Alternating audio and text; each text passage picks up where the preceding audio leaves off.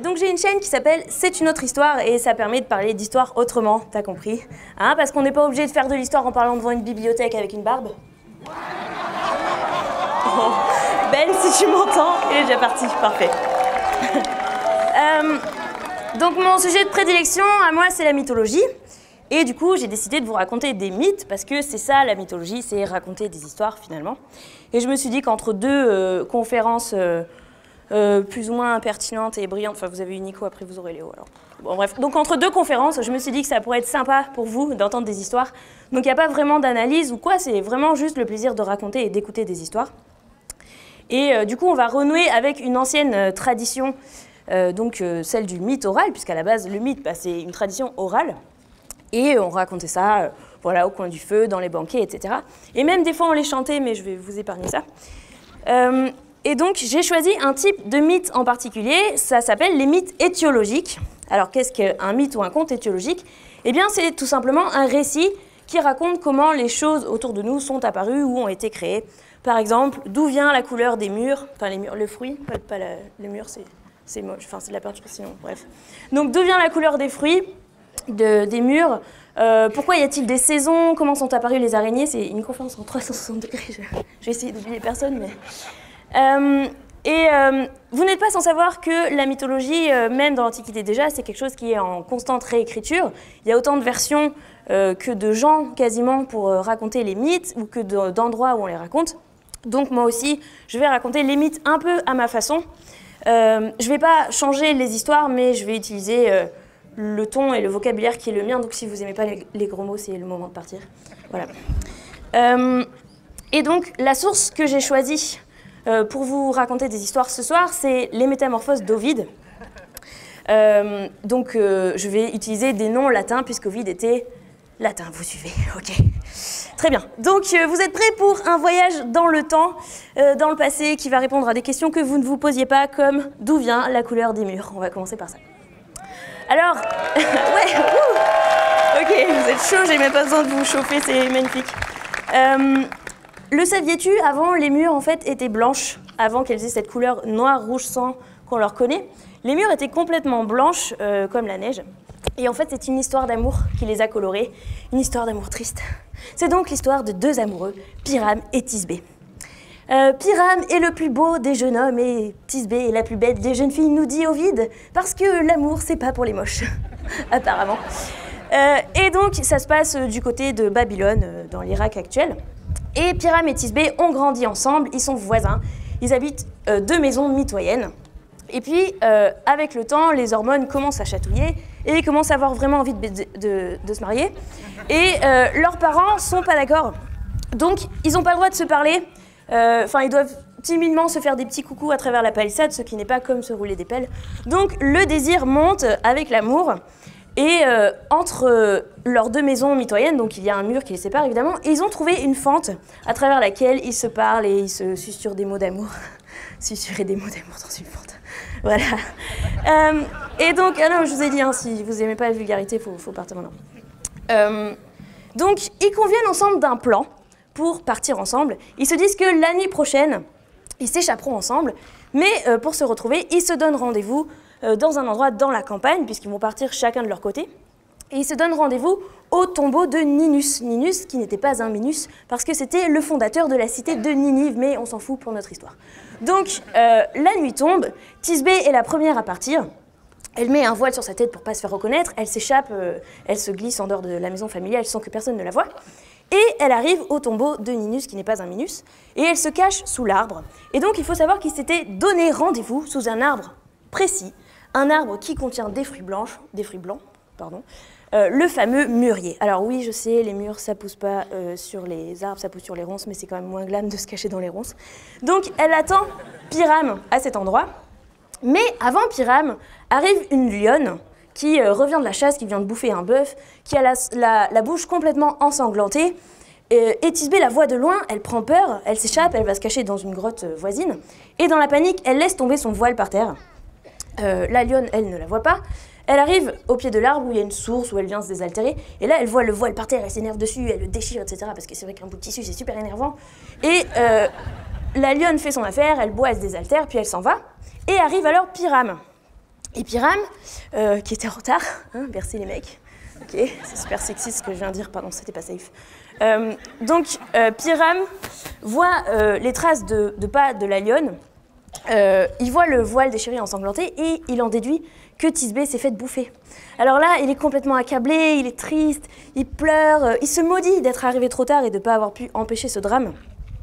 Et il ne peut vivre sans Thisbé, donc il décide de se donner la mort. Alors il ramasse le voile de sa bien-aimée, il le serre contre lui et il va sous l'arbre du rendez-vous, le mûrier blanc, et il se plante une épée dans le corps.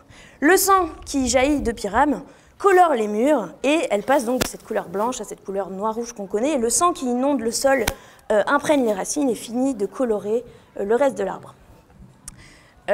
Thisbé, à son tour, revient. Et déjà, elle arrive à l'arbre, mais elle n'est pas trop sûre que ce soit le bon arbre parce que les fruits ont changé de couleur. Mais là, elle aperçoit la silhouette de Pyrame qui est en train de se convulser encore de douleur. Ça vous fait rire, ça? Ok, d'accord, je le garde. Donc, voilà. Donc Thisbé voit Pyrame.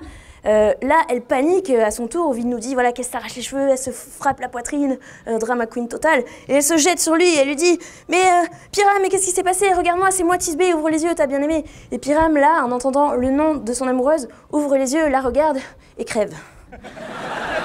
Non, mais c'est pas drôle, hein. Donc, Thisbé voit son voile déchiré, elle voit l'épée ensanglantée de Pyrame et elle comprend ce qui s'est passé. Et elle décide à son tour de crever. Et donc, avant de mourir, avant de se poignarder, elle fait une recommandation à l'arbre. Elle lui demande qu'il garde pour toujours la trace de cette mort dramatique, ou de cette mort complètement con. Niveau Darwin Awards, on est pas mal, tout ça parce qu'il était en retard. Voilà, messieurs, soyez pas en retard parce que vous allez mourir, ou changer la couleur des fruits, c'est chiant. Bref, donc c'est pour ça que les murs sont noirs maintenant, parce qu'en fait, elles sont gorgées de sang.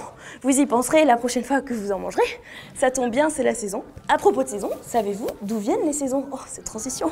My God. J'ai honte, hein, vous devriez pas applaudir. Ok, waouh, c'est beaucoup trop sympa, quoi.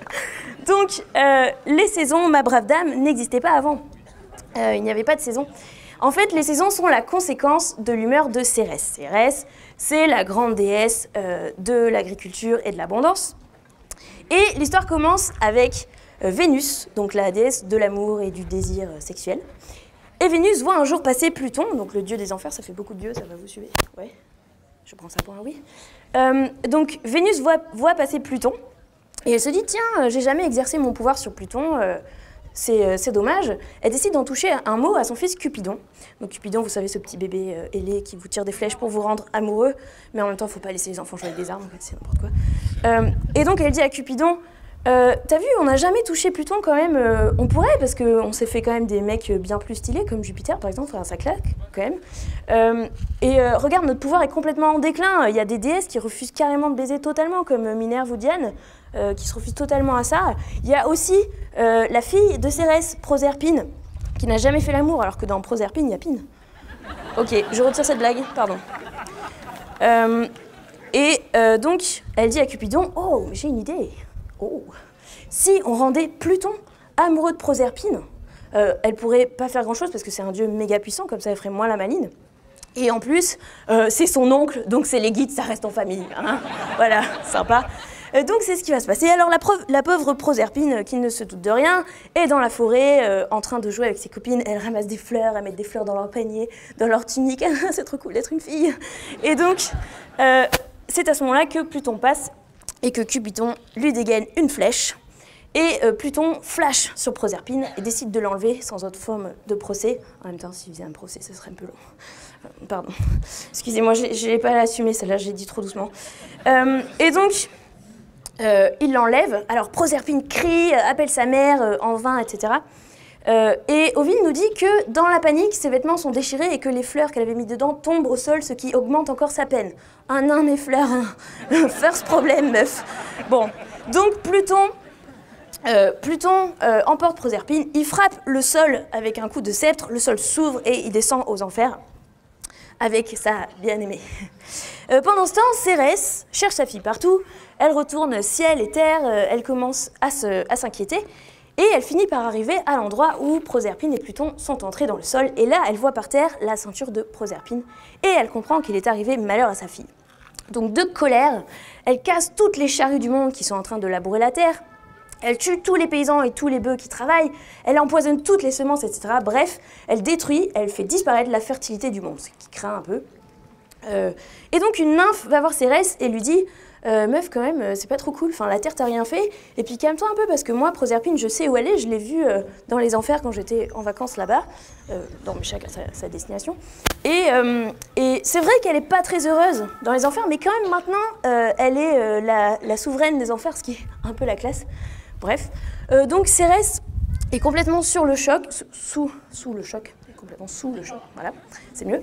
Elle est complètement sous le choc et elle décide d'aller voir Jupiter pour lui demander de l'aide. Non seulement parce que c'est le boss, mais aussi parce que c'est avec lui qu'elle a eu Proserpine, alors que c'est son frère.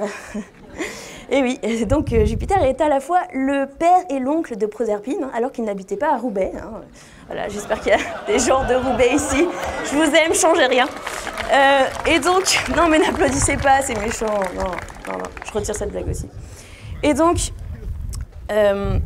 Cérès dit à Jupiter, quand même, notre fille, elle mérite mieux comme mari qu'un voleur de filles.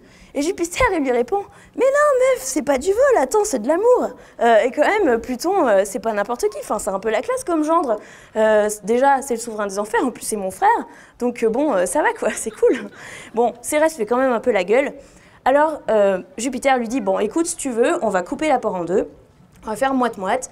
La moitié de l'année, Proserpine la passera avec toi et l'autre moitié avec Pluton. C'est pour ça que Cérès, une moitié de l'année, la passe avec sa fille. Et donc là, elle est contente, elle est heureuse, elle laisse les fleurs fleurir, les arbres donner leurs fruits, les champs verdir, etc. Et l'autre moitié, quand Proserpine descend dans les enfers, elle déprime et donc elle laisse tout dépérir. Voilà, vous savez maintenant d'où viennent les saisons. C'était donc la deuxième histoire. Ok, merci pour eux. On peut les remercier. Donc vous avez un peu compris ce que sont les contes étiologiques. Hein, vous voyez, l'idée c'est d'expliquer un peu par le mythe ce qui nous entoure de manière très scientifique. Et donc j'arrive à ma dernière histoire. C'est l'histoire d'Arachné et donc de l'origine des araignées. Alors, ça commence avec Minerve. Minerve, entre autres, c'est la grande déesse du tissage. Et c'est vraiment la meilleure dans ce domaine.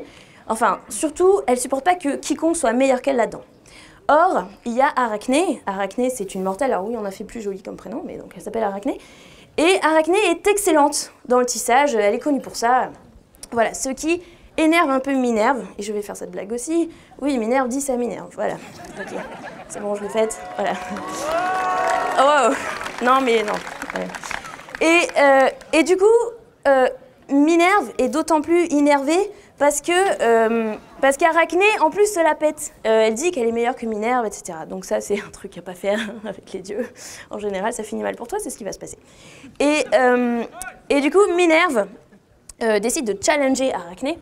Et elles se lancent toutes les deux dans un concours de tapisserie. Donc elles se mettent chacune un métier à tisser et elles essayent de tisser la plus belle tapisserie ever. Bon, et Minerve, qui veut donner une petite leçon de vie à Arachné, représente sur cette tapisserie un mythe à sa gloire à elle, hein, en mode mégalo total, hein, comme un youtubeur de plus de 100 000 abonnés. Et donc elle représente le combat, l'affrontement qu'elle a eu avec Neptune pour la souveraineté d'Athènes. Donc en fait c'était un concours où chacun des deux devait proposer un cadeau aux Athéniens, et Minerve a donné aux Athéniens l'olivier, ce qui est un petit peu central dans la culture méditerranéenne, et Neptune, restons en latin, excusez-moi, c'est parce que je suis totalement bilingual, latin et grec, non pas du tout. Donc Neptune a donné aux Athéniens un lac salé. Merci, le mec qui avait la mer juste à côté, mais c'est cool.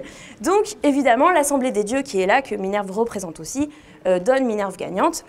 Voilà, donc Minerve se représente dans toute sa gloire sur cette tapisserie, et elle représente d'autres mythes dans ce genre qui représentent des victoires de dieux sur des mortels, etc. Donc cette tapisserie est magnifique. Et Arachné, elle, de son côté, représente une des conquêtes de Jupiter. C'est l'histoire d'Europe. Alors Europe avait été séduite par Jupiter qui s'était changé en taureau pour ça. Alors non pas que le taureau soit sexy, mais enfin ça vous regarde, hein, chacun ses goûts, mais en fait c'était une façon de l'approcher sans que Europe ne se méfie, parce que du coup elle n'a pas pris peur. Et donc elle joue avec le taureau, tout ça, elle lui met des fleurs sur les cornes, elle monte dessus. Et quand elle est sur son dos, le taureau fonce vers la mer, elle ne peut pas descendre. Il traverse la mer, il nage, il arrive jusqu'à une île où il peut tranquillement lui faire des enfants, pour dire comme ça. Et donc Arachné représente cet épisode-là et plein d'autres conquêtes de Zeus et plein d'autres épisodes encore, je vous la fais courte. Et donc elle fait une tapisserie absolument magnifique. Ce qui énerve Minerve. Ça m'énerve. Bref, donc Minerve pète un câble, se jette sur la tapisserie et déchire totalement le travail d'Arachné. Et en plus elle lui tape sur la tête avec une navette en bois, ce qui était un ustensile pour des métiers à tisser. Voilà, donc la réaction de la maturité. Et Arachné est blessée de la réaction de Minerve, elle est humiliée. Et du coup, elle décide de se pendre. Oui, moi aussi, je trouve ça un petit peu disproportionné. Mais voilà. Donc, elle décide de se pendre et elle attache un fil autour de son cou pour se pendre. Mais Minerve lui dit « Non, c'est un peu trop facile, meuf, tu vas pas mourir, c'est trop facile de mourir. Écoute, tu vas rester vivante, mais tu seras condamnée à tisser toute ta vie, puisque c'est ça que tu voulais, toi et tous tes descendants. » Et donc, Arachné rétrécit et devient une araignée, donc condamnée à tisser toute sa vie. Voilà, vous savez d'où vient maintenant l'araignée? En fait, de gaminerie, hein, finalement. Voilà. Donc, c'était la dernière histoire. Merci, je sais pas à quelle heure il est, combien de temps il reste, c'est pas grave.